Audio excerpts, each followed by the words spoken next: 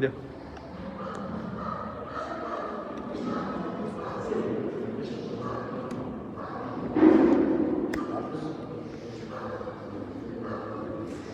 Buenos días, queridos hermanos y hermanas, en el nombre del Señor Jesucristo. Gracias por estar presentes en esta mañana. Vamos a meditar en el pasaje que hemos leído en el Nuevo Testamento, en Mateo capítulo 5, y en esta vez vamos a tratar la tercera bienaventuranza que está en el versículo 5. Hemos leído también el Salmo 37. Hay dos cosas que quisiera recordarles el día de hoy. Hay dos pasajes que son el contexto, el trasfondo de este Sermón del Monte. El primer pasaje que hemos leído ya varias veces se trata de Isaías 61. Y el segundo pasaje del Antiguo Testamento que hemos leído el día de hoy es el Salmo 37. Hemos leído solamente la primera parte del Salmo, versículos 1 al 13. Todo el Salmo, en realidad, es el trasfondo también de esta tercera bienaventuranza. A manera de introducción, quería que recordemos esta bienaventuranza. Y mucha gente no. Entonces, ¿acaso gobierna algo así como eso que llaman suerte? ¿Acaso el azar tiene la soberanía sobre la historia de la humanidad? ¿Cómo explicar el hecho de que un grupo pequeño de seres humanos tengan todas las riquezas del planeta y un grupo mayoritario y grande vivan en la más profunda miseria? Y mucho más podemos decir. Y que algunos solamente experimenten miseria económica, sino que también experimentan la miseria social, el racismo, la postergación. Esa es una pregunta que se ha hecho desde la antigüedad. Y Juan Calvino, al comentar el Salmo 37 allá en el siglo XVI, se preguntaba así: ¿acaso el mundo es gobernado por el azar y la fortuna tiene la soberanía? ¿O es que Dios no hace diferencia entre lo bueno y lo malo? Es una pregunta punzante. Miren, hace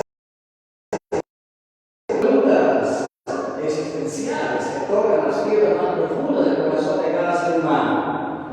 Cuando vemos alrededor nuestro sucesos que parecen erráticos, parecen injustos, parecen malos en la vida real. Y Dios sabe que esta realidad que vemos nos va a causar formular esas preguntas. Dios sabe que esto puede ser una fuente muy grave de tentación para sus hijos, a menos que los hijos de Dios comprendan la providencia de Dios, cómo Dios obra, que Dios es grande, es misericordioso, es justo, pero es un Dios también paciente, que como que nos da una larga sombra a los seres humanos. Entonces, este Salmo 37 fue escrito por David para consolar al pueblo de Dios, para mostrarles una manera diferente de analizar las cosas que el simple dictado de nuestros ojos, de nuestros corazones. Es bien fácil hacer esta ecuación muy rectilínea, muy directa. Vemos en la realidad cosas malas y feas y decimos: ¿por qué Dios no las arregla? Vemos prosperidad en mucha gente impía y decimos: ¿dónde está Dios? ¿Cómo permite eso? O sea, los seres humanos son muy rápidos para analizar de una manera muy mecánica las cosas. Y entonces, frente a esas preguntas que estaban en la mente y el corazón del pueblo de Dios, David escribe este Salmo 37. Y en los versículos 10 y 11 de este Salmo nos dice así David: pues de aquí a poco no existirá el mal, observará su lugar y no estará allí. pero los mansos heredarán la tierra y se recrearán con abundancia de paz. Ya pueden ustedes saber que esas palabras textuales las pronunció Cristo en la tercera bienaventuranza. Bienaventurados los mansos, porque ellos heredarán la tierra. Pueden ustedes darse cuenta que Jesucristo conocía muy bien las Escrituras, tenía bastante conocimiento de las. Los poetas dirían que la felicidad de los antiguos es una mera quimera, duraría muy poco, muy pasajera. A los otros nuestros parece que fuera largo tiempo, pero quisiera que analicemos brevemente lo siguiente. El pueblo de Dios estuvo oprimido por decenas de años por grandes potencias. Primero, por la potencia egipcia. En segundo lugar, por los babilonios. En tercer lugar, por los asirios. En cuarto lugar, por los sirios. En los tiempos de Cristo, por los romanos. Estas eran las 5 grandes potencias que abusaban, dominaban y gobernaban el mundo. Y nos preguntamos entonces, ¿y dónde están esas potencias en el día de hoy? ¿Dónde están esos grandes emperadores que se ufanaban de su inmenso poder político, militar y económico? ¿Dónde están ahora? Egipto es un país pobre. Siria es un país devastado por la guerra en las últimas décadas. Asiria, Turquía, que es lo que la grande parte que abarcaba a Siria, hoy no es el país más rico del mundo y más poderoso. Y Persia, que está representado por Irán, obviamente, es un país que tiene misterios también. Y Babilonia, que está representada por Irak, está subida en la guerra interna y es un país que está en completo desastre. ¿Dónde están esos grandes emperadores? ¿Dónde están esas grandes potencias? Y un día, así diremos también de la famosa Rusia, en este momento de manera abusiva, ataca y destruye a los, porque ciertamente a su debido tiempo Dios tratará a estos malos de la manera más justa que Dios ha de obrar. Y dice el Salmo, llegará un momento, de aquí a poco, ese poco puede ser una década, 2 décadas, puede ser 1000 años. De aquí a poco el humano no existirá, observará su lugar y no estará allí. Bueno, eso es esperanzador. ¿Quiénes son los mansos que heredarán la tierra en el Salmo 37? ¿A quiénes se refieren estos mansos? Bueno, podemos resumir así. Estos mansos, cuando uno ve todo el capítulo de 37 de este Salmo, hay una palabra clave aquí. En el idioma hebreo esa palabra es anabim, se traduce como mansos.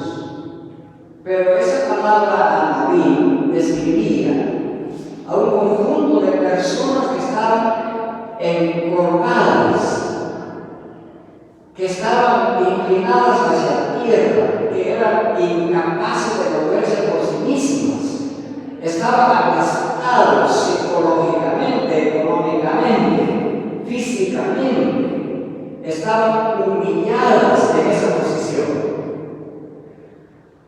A ellos se les llama mansos. Claro que esta palabra no solamente se refiere al aspecto físico, pero también es una palabra figurada, es una figura del lenguaje, que significa que la gente está en una situación de postración social, económica, política y también espiritual.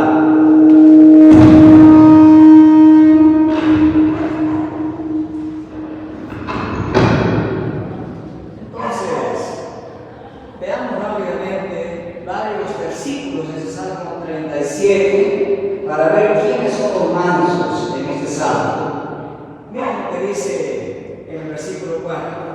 Dice que estos mansos son quienes confían en Jehová. Y luego en el versículo siguiente dice, se deleitan en Jehová. Y luego en el versículo 7 del Salmo 37 dice, esperan en el Señor. Y luego en el versículo 9 dice, ponen su esperanza en Jehová. Así lo describe los mansos. Es decir, son personas, son hijos de Dios, que ponen su plena confianza en Dios. Contrariamente a aquellos que ponen su plena confianza en las cosas. Son gente que espera en Dios, su esperanza está en Dios, su confianza está en Él, su esperanza está en Él. Esta dependencia y confianza está acompañada de obediencia a Dios. Y dice también que los mansos aquí son aquellos cuyo camino es recto, dice el versículo 14. Y dice que son justos. También tienen que saber que viven en un mundo caído, que viven en un mundo donde hay desigualdad y injusticia. Y sin embargo, en medio de ese mundo, el manso es aquel que pone toda su confianza en Dios a pesar de la situación que está viviendo. Entonces, en este salmo también, en el versículo 31, a los mansos se les dice lo siguiente, que frente a su aparente desgracia que viven, ellos deben actuar de manera sabia. ¿Por qué? Porque dice el salmo, tiene la instrucción de Dios en su corazón. Muchos de los problemas mentales y psicológicos que vive la humanidad en el pasado y en el día de hoy tienen que ver con cómo leemos la realidad, cómo leemos la aparente desgracia que nos sucede. La leemos y la entendemos solamente con ojos simplemente humanos, o la ponemos en el contexto de la providencia de Dios. De eso se trata. Pero estos mansos aquí tienen en su corazón la instrucción de Dios para que puedan ver a través de los lentes de Dios esa realidad que sucede. Y dice que sus pasos no vacilan. Entonces el llamado de este salmo es que teniendo conocimiento de Dios, los mansos no se detienen en cada detalle de la realidad, ni en cada dolor que tienen en su cuerpo, sino que más bien miran estos sucesos a la luz del gran programa de Dios y se dan cuenta que Dios está llevando a esta comunidad a un final donde Él reinará para siempre y donde la maldad y los malos no más existirán. Es importante tener esa lectura. Y eso es lo que este salmo dice. Y los israelitas tenían varias razones para pensar así. Ellos se tenían que haber preguntado en el tiempo de David. En el tiempo de David, ya Egipto era potencia. Entonces, aquí la lección es bien clara. Miren la acción de Dios en la historia. Dios siempre, a su debido tiempo, paga con justicia a la maldad de los malos. Pero pasemos al tema de Salmo, porque ya sabemos quiénes son los mansos en el Salmo 37. ¿Y quiénes son los mansos en esta bienaventuranza del Nuevo Testamento? Jesucristo dice que bienaventurados los mansos, porque ellos heredarán la tierra. ¿Quiénes son estos mansos en el Nuevo Testamento? La palabra hebrea anabim, que significaba mansos, se ha traducido al idioma griego del Nuevo Testamento con la palabra praus. ¿Quiénes eran los mansos o los praus? Podemos decir que en la cultura griega en general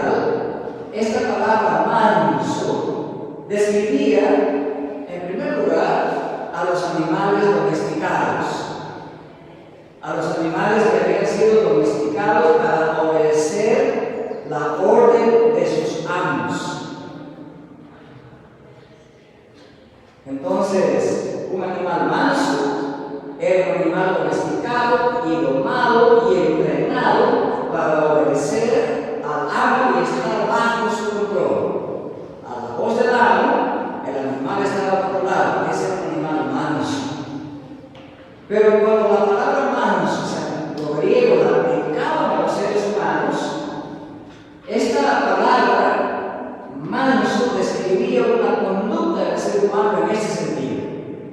Un griego manso era aquel hombre que esa mansedumbre le hacía actuar en ese justo medio que está entre la irritabilidad y la impotencia o la indiferencia. Ellos, los griegos, creían que la persona mansa es una persona que solamente se indignaba en el momento apropiado, en el momento debido, pero nunca se indignaba sin motivo. Una persona que se ha autocontrolado, el manso. No es que el manso no sienta indignación y que no tenga ninguna pasión. Ciertamente tiene capacidad de indignarse, pero indignarse frente a la injusticia y al sufrimiento de los demás. Pero nunca se indignaba, mejor dicho, mantenía la indignación bajo control cuando contra él se hacía injusticia o cuando él era insultado. Y quien actuaba de esta manera era una persona mansa, o también se decía una persona cortés, o una persona caballerosa. ¿Cómo sabemos que así entendían los griegos la mansedumbre? Puede ser escuchar unas sentencias, unas oraciones de aquel sabio griego llamado Aristóteles. Él escribió muchísimas obras, pero voy a sacar una pequeña parte de su obra llamada Moral a Nicómaco. En el libro 4 y en el capítulo 5 decía así Aristóteles: esta es, sépase bien, la verdadera mansedumbre.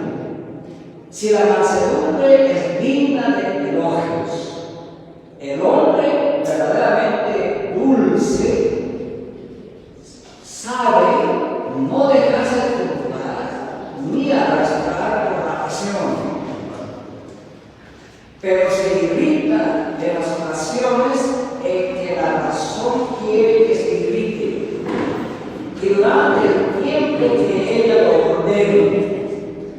Si la mansedumbre peca más bien por defecto que por exceso, es porque un carácter dulce no va en busca de la venganza y se siente más inclinado al perdón. Esa es una persona que posee mansedumbre, según Aristóteles, en su libro Moral a Nicómaco. Y una cita más, dice así Aristóteles: por lo menos es perfectamente claro que esta cualidad, es la mansedumbre, merece estima, este justo medio que hace que nos irritemos contra quien debemos irritarnos, por una causa que sea justa y en una forma conveniente. Entonces, cuando en tiempo de Jesús pronunció esta bienaventuranza: bienaventurados los mansos, porque ellos heredarán la tierra. El cristiano no debe entender que esos mansos son gente tonta, por quienes se puede pasar por encima pisoteándolos y no reaccionan, porque esa es a veces en algunos sectores de la cultura popular así se entiende al manso. Y probablemente con razón los mexicanos decían o dicen: una cosa es ser manso, otra cosa es ser menso, ¿no? Porque menso en el argot mexicano significa tonto, y aquí no se refiere a eso. Y decimos eso por la siguiente razón: los discípulos de Jesús no eran hombres débiles ni físicamente ni psicológicamente. Los discípulos de Jesús eran hombres fuertes, eran hombres de trabajo, eran pescadores, pero no cualquier de ellos es un pescador, ¿verdad? Es más,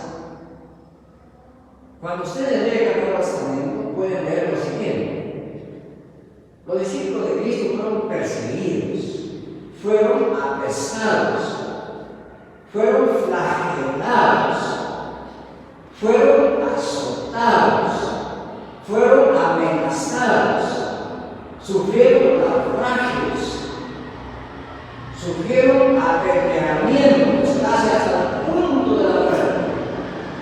Y después de pasar por todas estas vejaciones y vituperios, se pusieron de pie y continuaron caminando predicando el Evangelio del Reino. Ellos tenían mansedumbre bien insertada en su ser. Ellos eran hombres corteses, eran caballerosos. Por supuesto que tenían instintos y pasiones como nosotros, pero las tenían bajo el control. El Espíritu de Dios les ayudaba a controlar sus pasiones. Eran sujetos a la obediencia a Dios y a Cristo como su Salvador. Entonces podemos decir que la auténtica y sostenible sabiduría y mansedumbre solamente es posible para alguien que vive completamente bajo el control de Dios. ¿Quiere usted ser una persona caballerosa, cortés, mansa? Tiene que someterse al control de Dios. Por eso sería inconsistente pedirle a alguien que no es cristiano que se comporte como manso de manera sostenible. Digo esto porque es posible que por un día cualquier ser humano intente ser manso, que no logre por un día, o por un mes, o por una semana. Pero ser manso todo el tiempo requiere de tener nuestros instintos y pasiones bajo el control de Dios. Y de vez en cuando, a algunos de los discípulos de Jesús se le puso a prueba en su conducta de mansedumbre. Recuerden el apóstol Pedro. El apóstol Pedro fue el pescador. No solamente eso, como todo buen judío, era un hombre de paz y de trabajo, pero preparado para la acción. Y acción militar si era posible. Miren lo que hizo Jesús cuando vinieron, lo que hizo Pedro cuando vinieron a apresar a Jesús. Ahí estaba la turba, liderada por gente religiosa. Y entonces, y algunos soldados que cuidaban el templo. Ahí estaba presente el siervo del sumo sacerdote. Pedro, al ver a la turba, inmediatamente saca la espada. Y como un hombre bastante experto en el uso de la espada, le vuela la oreja al siervo del sumo sacerdote que se llamaba Malco, según el apóstol Juan. Ahí podemos ver a Pedro reduciendo sus capacidades militares, sus habilidades físicas y psicológicas. Estaba irritado, estuvo dispuesto a matar. Pero escuchen lo que le dijo Jesús. Entonces Jesús le dijo: vuelve la espada a su lugar, porque todos los que comen espada, a espada perecerán. ¿Acaso piensas que no puedo ahora orar a mi Padre y que Él no me daría más de 12 legiones de ángeles? Pero ¿cómo entonces se cumplirían las escrituras de que es necesario que así se haga? Frente a esta orden de Jesús, el ángel Pedro mostró su conducta de mansedumbre, guardó su espada y no habló más ni hizo más. Ese es un hombre manso, sujeto a la obediencia y a la orden de su Señor. Pedro fue capaz de usar la espada. pues le borró la oreja siendo el sumo sacerdote. Pero al oír la voz de Cristo, simplemente obedeció, actuó como un hombre manso. Es como un buen comentarista lo expresa así: el hombre manso es el hombre que está tan controlado por Dios que se indigna solo cuando debe indignarse y nunca cuando no debe. Y miren, Cristo mismo mostró esta actitud y llamó a sus discípulos a aprender de él. Cristo le dice a Pedro: mira, yo puedo fabricar y me puede mandar más de 12,000 soldados en este momento. ¿Y qué quiere decir de ese puñadito de soldados del templo frente a más de 12,000 soldados? Pero Jesús les explicó esto más tarde, que él actuó así porque era manso. Escuchen lo que dice Jesús en Mateo 11:29: llevad mi yugo sobre vosotros y aprended de mí, que soy manso. Y usa esta misma palabra griega, manso, praus, que soy manso y humilde de corazón, y hallaré descanso para vuestras almas. Y en el capítulo 21:5 de Mateo, Jesucristo dijo algo así: todo esto aconteció para que se cumpliese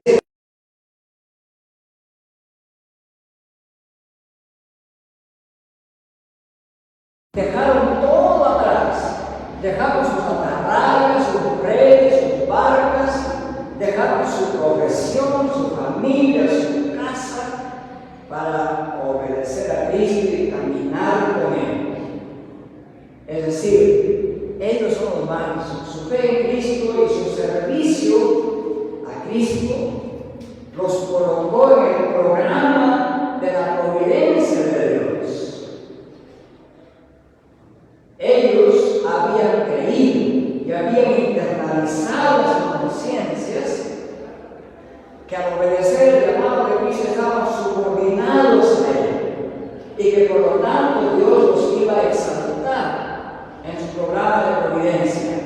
Y no solamente los iba a exaltar un día, pero que los iba a hacer herederos de la tierra.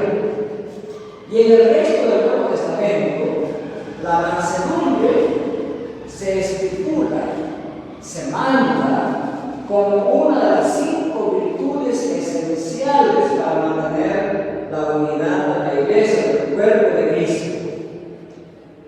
La mansedumbre es una de estas 5 virtudes. Las 5 virtudes son humildad, mansedumbre, paciencia, amor y paz.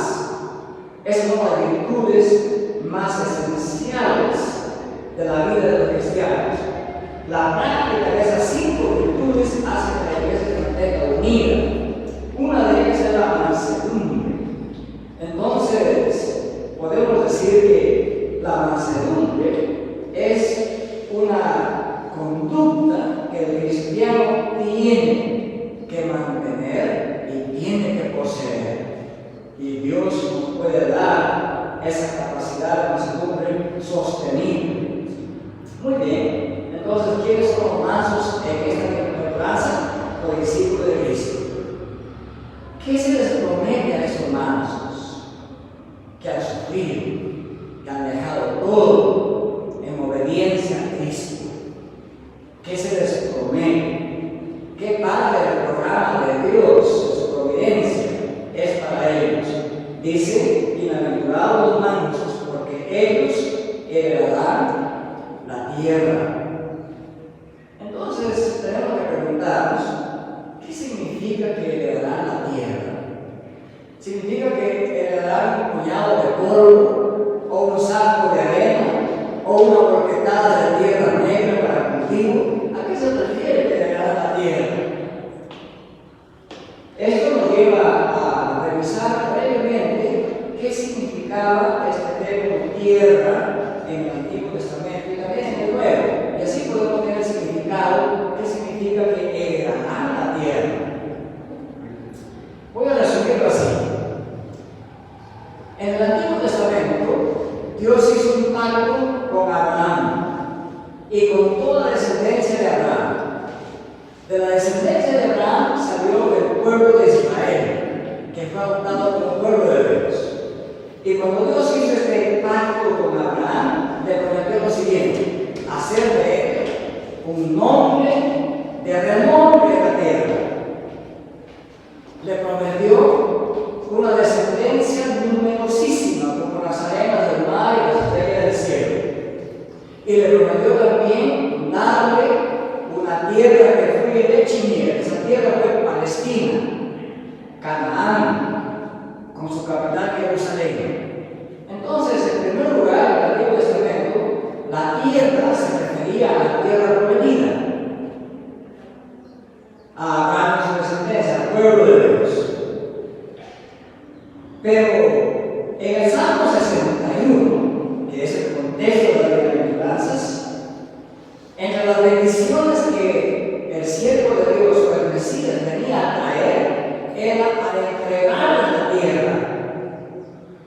Poco a poco en el Antiguo Testamento, los profetas fueron ampliando el concepto de tierra, ya no solamente para referirse a la Palestina o a la tierra prometida o a Canaán. Los profetas ya iban entendiendo que un día el pueblo de Dios redimido finalmente iba a heredar la tierra en el sentido del mundo en general. Entonces, podemos empezar los 60 de cada eso. Entonces podemos decir que la tierra, ya en el propio Antiguo Testamento, era algo que abarcaba mucho más que el territorio de Israel. Abarcaba el mundo entero, que podríamos el día de hoy. El Nuevo Testamento, hermanos, amplía este concepto mucho más, al entender que la promesa pactual de la tierra se cumplía no en forma restringida a un territorio geográfico donde se encontraba Israel en tiempos de Jesús. Por ejemplo, adelante, vaya haciendo. Por ejemplo, en Mateo 5:13, que también es parte del Sermón del Monte, Jesús está hablando en Mateo 5. En Mateo 5:13, Jesús usa nuevamente la palabra tierra, pero aquí la usa como sinónimo de mundo. Miren lo que dice el versículo 13 del capítulo 5. Dice: vosotros sois la sal de la tierra. Primera oración. Coma. Segunda oración: vosotros sois la luz del mundo. Este paralelismo nos indica que tierra y mundo son sinónimos. Por lo tanto, la palabra tierra en el Sermón del Monte, como en el resto del Antiguo Testamento, no se restringe a la tierra de Palestina. 43 veces Mateo usa la palabra tierra, y cuando él quiere referirse a la tierra como un pedazo geográfico de todo el resto del mundo, él añade un nombre a la palabra tierra. Por ejemplo, él dice tierra de Judá, o dice tierra de Israel. Cuando habla de esa manera se refiere a una sección geográfica del mundo. Pero cuando habla de tierra en general, se refiere al mundo entero. En Mateo capítulo 2, versículo 6, versículo 20 y 21, él ha hecho estas especificaciones. Pero él, cuando usa la palabra tierra sin especificar lugar geográfico, como aquí en esta bienaventuranza tercera, se refiere a algo más que un país y a algo más que la tierra prometida, algo más que una sección del planeta Tierra. Eso lo podemos ver en varios pasajes, en el capítulo 5, capítulo 6, capítulo 9, capítulo 11, etc. En este mismo Sermón del Monte, cuando Jesús enseñó a sus discípulos cómo orar, quiero preguntar: Señor, enséñanos a orar. Y entonces Jesús, entre las varias peticiones de la oración que se llama Padre Nuestro, hay esta petición que dice: hágase tu voluntad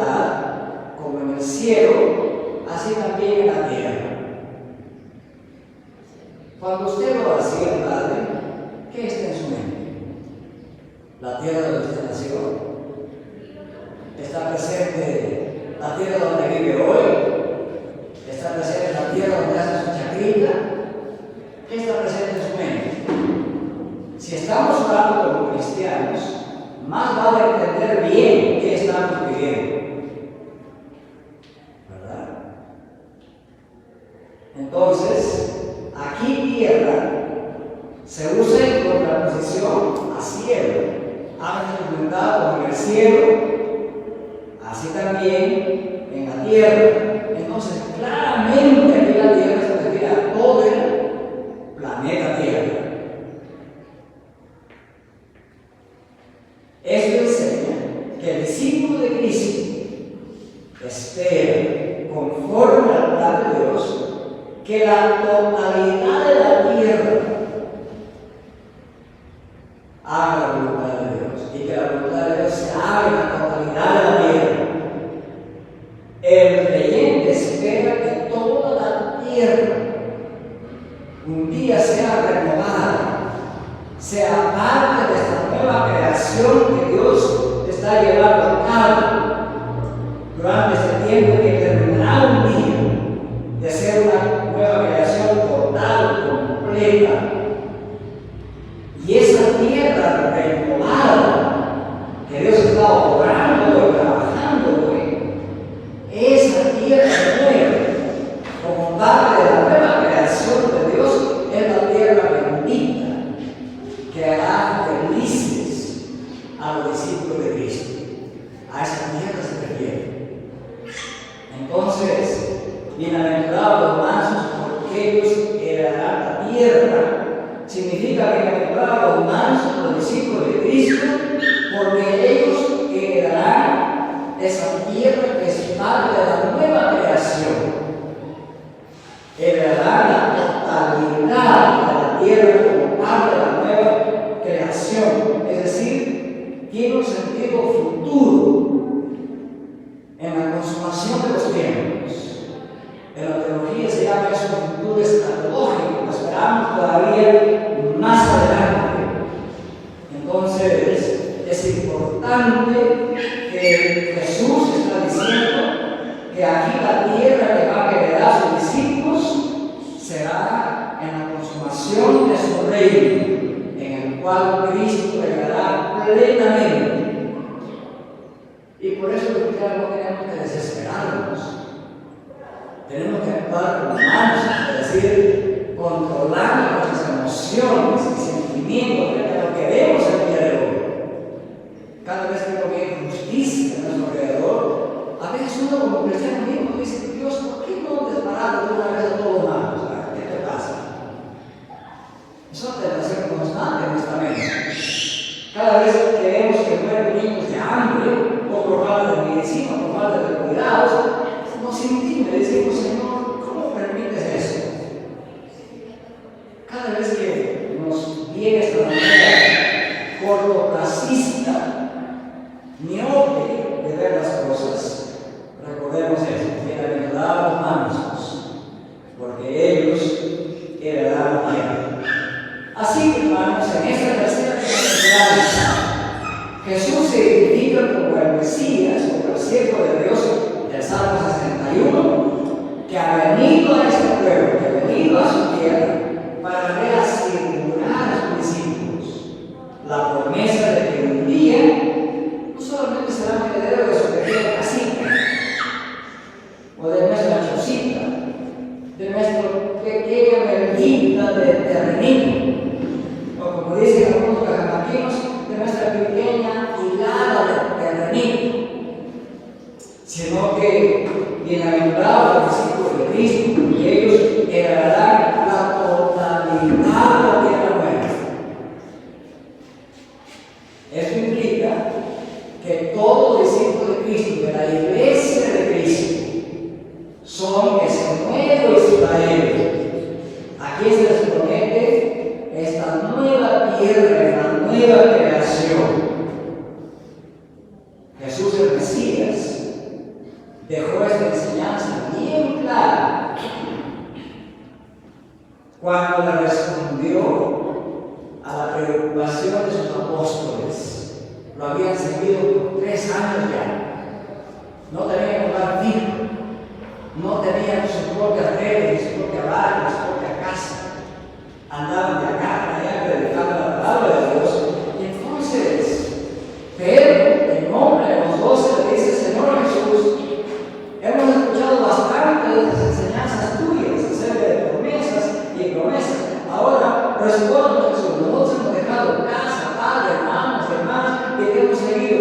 ¿qué pues tendremos?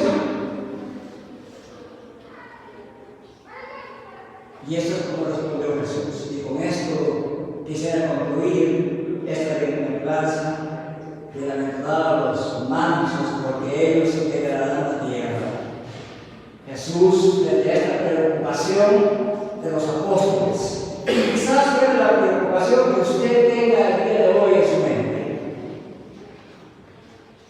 Entonces respondiendo Pedro, le dijo: he aquí, nosotros lo hemos dejado todo y te hemos seguido. ¿Qué pues tendremos?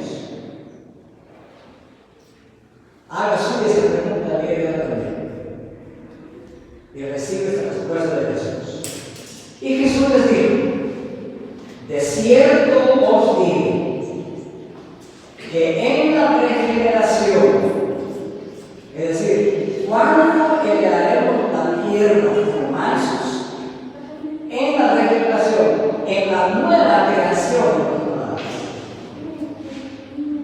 de cierto os digo que en la regeneración, cuando el Hijo del Hombre se siente en el trono de su gloria, ustedes que me han seguido también se sentarán sobre 12 tronos para juzgar a las 12 tribus de Israel.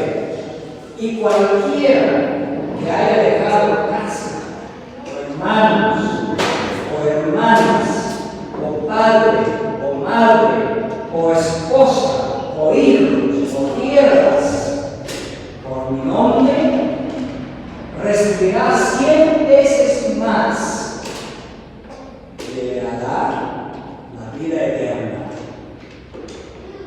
Bienaventurados los mansos, porque ellos heredarán la tierra y 100 veces más de lo que tenían, y aún más la bendición más gloriosa que vamos a heredar la vida eterna. Palabra de Jesús, el verdadero maestro, el verdadero